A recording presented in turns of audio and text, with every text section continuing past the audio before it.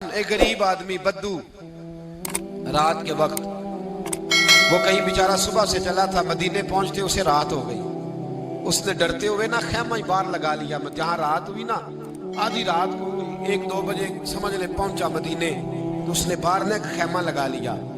बीवी उसकी उम्मीद से थी, बच्चे की विलादत का वक्त करीब आ गया, बीमार हो गई, उसने खैमा लगाया।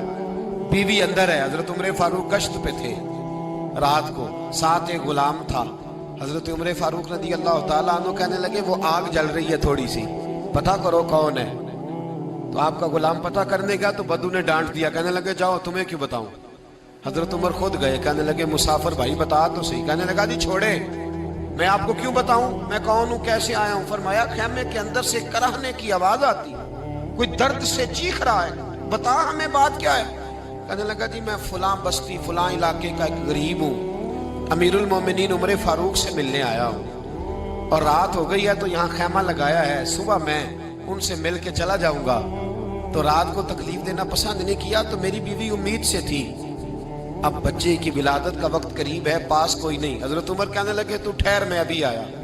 चेहरे पे नकाब है, उसे बताया नहीं मैं ही अमीरुल मोमिनीन। उमर दौड़े गए, अपनी जौजा से कहने लगे अगर तुझे बहुत बड़ा अजर मिल रहा हो तो हासिल करेगी। क्या करूंगी। तो कहने लगे चल फिर मेरे साथ, बहुत बड़ा अजर है।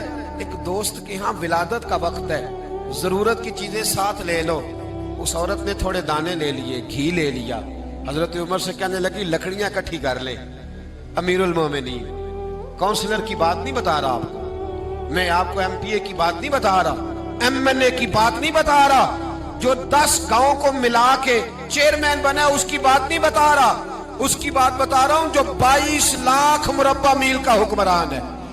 उसकी बात बता रहा हूं जो गली से गुजरे तो शैतान रास्ता ही बदल जाता है। उसकी बात बता रहा हूं जिसके बारे में मेरे मुस्तफा करीम सल्लल्लाहु ताला अलैहि वसल्लम ने फरमाया मेरा उम्र तो वो है कि 950 साल हजरत जिब्रील भी इसकी शान बयान करे तो अजमत खत्म नहीं होती।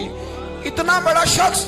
हजरत उमर ने लकड़ियां इकट्ठी की, ईंटों का रोड़े लेके चूल्हा बनाया, पहुंच गए। आपकी जौजा कहने लगी ये थोड़े दाने डालने, घी डालने और एक लकड़ी लेके इसको हिलाएं, तैयार करें। खुद जौजा अंदर चली गई, हजरत उमर बाहर पकाने लगे। वो बद्दू कहता है मैं इस तरह का उनके साथ बिहेव करने लगा जैसे को किसी चौकीदार के साथ नहीं करता। मैंने समझा जी उमर ने चौकीदार रखे आने जाने वाले मेहमानों का। मैं कभी पानी का प्याला मांगता, कभी कोई बात, उमर दौड़े जाते, कभी पानी लाते। ओ मुसलमानों, ओ मेरे रसूल के गुलामों, अजीजों, हजरत उमर फारूक। वो गुलाम कहता है मैं उमर से कहता, मैं कहता गुलाम पानी ला, तो उमर दौड़ के पानी लाते। मैं कहता तुझे घी पकाना भी आता है, पहले भी कभी पकाया है? तो उमर फरमाते कोशिश तो कर रहा हूं। मैं कहता पहले भी कभी तेरी बीवी ने ये काम किया है? तो हजरत उमर कहने लगे मुझे याद नहीं, पूछ के बताऊंगा। कहते क्या रंग था, क्या अंदाज था, क्या मुस्तफा की तरबियत थी, क्या अंदाज हुजूर ने सिखाए गुलामों को। ये किस तरह का अमीर है कि ये हंडिया पका रहा है, फूंके मार रहा है एक गरीब के लिए, देहाती के लिए जिसे जानते भी नहीं। अंदर उस शख्स की बीवी के यहाँ बेटा पैदा हुआ तो हजरत उमर की बीवी अंदर से बोल के कहने लगी अमीरुल मोमिनीन मुबारक हो, आपके दोस्त के यहाँ बेटा पैदा हुआ है। जब कहा ना अमीरुल मोमिनीन मुबारक हो, तो वो शख्स कहता है मेरे हाथ कांपने लगे और मैं इस तरह दौड़ा कि मेरी पगड़ी गिर गई। मैं दौड़ा तो उमर ने बुलाया, कहा किधर जाते हो?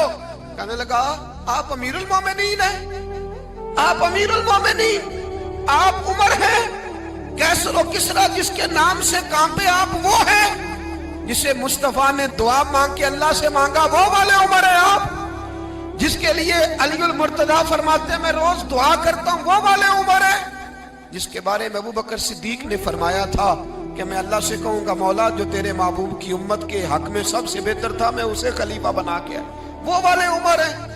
उमर अमीरुल मोमिनीन की बीवी वो तो खातून अव्वल होती है, वो तो मलका होती है, और तेरी बीवी दाई बनकर एक गरीब के बच्चे के पास बैठी रही है विलादत के वक्त।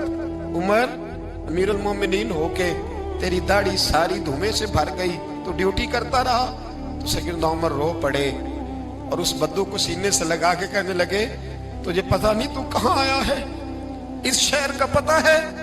اس نے کہا حضور کہاں ہے؟ فرمایا یہ میرے نبی کا مدینہ ہے، یہ مصطفیٰ کا مدینہ ہے، یہاں امیروں کا استقبال نہیں ہوتا، یہاں غریبوں کے استقبال ہوتے۔ یہاں حضور نے اس اسٹیٹ پہ میرے رسول پاک نے وہ والا رنگ دیا ہے کہ اب غریب سر اٹھا کے جینے لگے ہیں، اب مزدوروں کو عزتیں ملنے لگی ہیں، اب یتیموں نے سر اٹھا لیا ہے کہ ہمارا کوئی سننے والا آ